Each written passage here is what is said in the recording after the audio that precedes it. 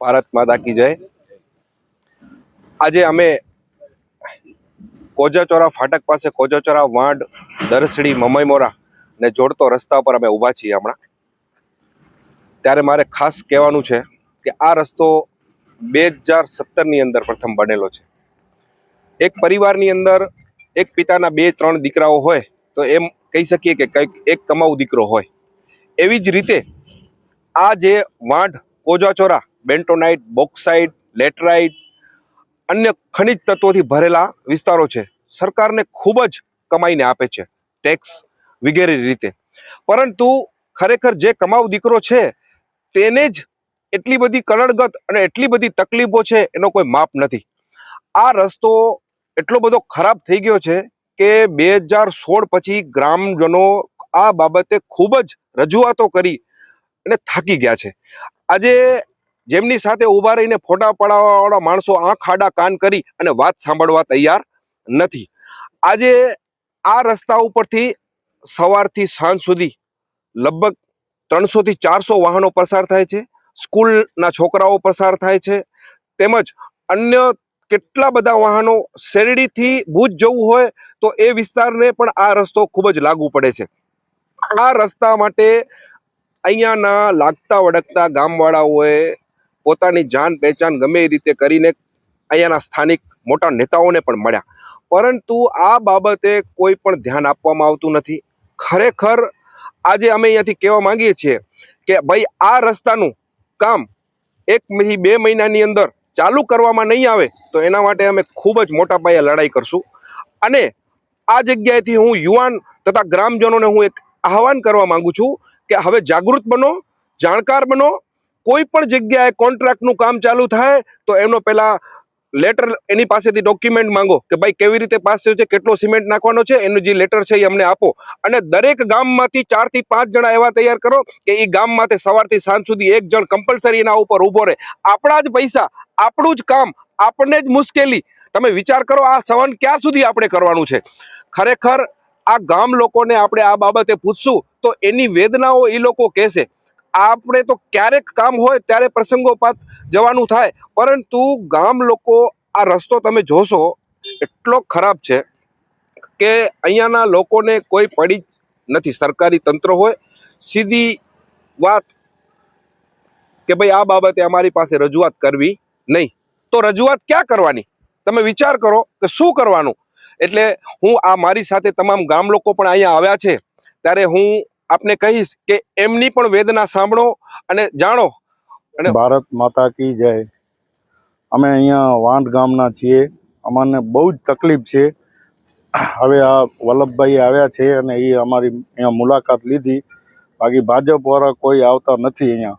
અને જોયું બધા અમે ગયા હતા અહીંયા 1.5 વર્ષ થઈ ગયો, ત્યારે પણ એ ઇન્ટરલોક નાખી અને હાલ્યા ગયા છે। અને હમણાં પણ અમારા ગામના દિલીપભાઈ સંઘાલ એ કોજાચોરા સુધી રસ્તો બનાવ્યો છે પોતાના ખર્ચે, પણ આ સરકાર હજી સુધી એક ડમ્પર નાખ્યો નથી।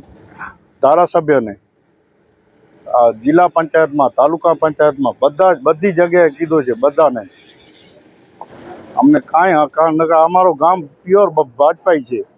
800 થી 900 વોટ મળે છે દર ચૂંટણીમાં એને, હજી સુધી કોઈ આનો નિર્ણય નથી આવ્યો। જો આ રસ્તો એટલો ખરાબ છે કે વાહનોને ચાલવામાં તકલીફ, માણસો પણ અહીંયાથી જઈ શકે એવી પોઝિશન નથી। તમારી સામે જ આ બધું દેખાય છે કે એટલી રસ્તાની દયનીય હાલત છે કે ડામર તો ક્યાંય દેખાતું નથી, પણ જે એનો જે અહીંયા કીચડ જે છે, કીચડમાંથી પણ માણસો બહાર જઈ શકે એવું નથી। અને સરકાર આ બાજુ જે ટેક્સ ઉઘરાવે છે, ત્યાંથી જે વેરા વસૂલી કરે છે, આ વિસ્તાર એક આવકવાળો વિસ્તાર છે અને સરકારોને કરોડો રૂપિયા કમાવી આપે છે। અને રોડ રસ્તાની જો હાલત એવી હોય અને સરકાર જે છે આ રસ્તા બાબતે દુર્લક્ષ સેવતી હોય તો ખૂબ ગંભીર બાબત છે। અત્યારે આ કોઈ ચૂંટણીનો કે એ પ્રકારનો માહોલ નથી, પણ એક આગેવાન તરીકે અત્યારે આવી પોઝિશન હોય, જો ગામજનો અમારા કને રજૂઆત કરતા હોય તો અમારે અહીંયા આવવું પડે, સરકારને પણ રજૂઆત કરવી પડે। અને જો સરકાર આના માટે કોઈ પણ પગલાં નહીં લે તો બંધારણીય રીતે કાયદાકીય રીતે અને લડત કરીને આ રસ્તો આપણે એને કરવું પડે. કાંઈ કોઈક એમાં માનતા હોય એનાથી કોઈ એવું મતલબ નથી કે તમારું કામ નહીં થાય.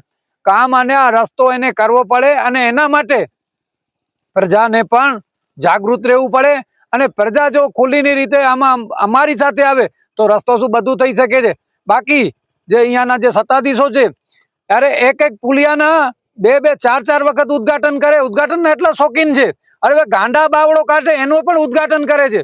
પણ જરૂરી છે, આ રસ્તાની જરૂર છે.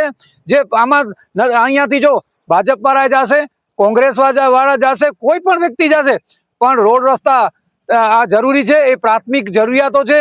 કોઈ બીમાર માણસ છે એમાંથી નીકળી શકે એવી કોઈ પોઝિશન નથી. તો સરકારને આપના માધ્યમથી એવી હું અહીંયાથી એક સૂચના આપું છું કે આ રસ્તો તાત્કાલિક ધોરણે બનાવવામાં આવે, નહીં તો અમારે છેવટે તમારા સામે આંદોલન કરવા પડશે. અને પછી તો એ નૈતિક જવાબદારી આ સરકારની રહેશે. વધારે ન કહેતા, જય હિન્દ. ભાઈ રસ્તો એનો 8 મહિના પહેલા જો ઉદઘાટન થઈ ગયું હોય એમાં આવો એવો છે, તેની જે તાત્કાલિક રસ્તો ચાલુ થયો આજ દિવસ સુધી રસ્તે મેં થયો નહીં.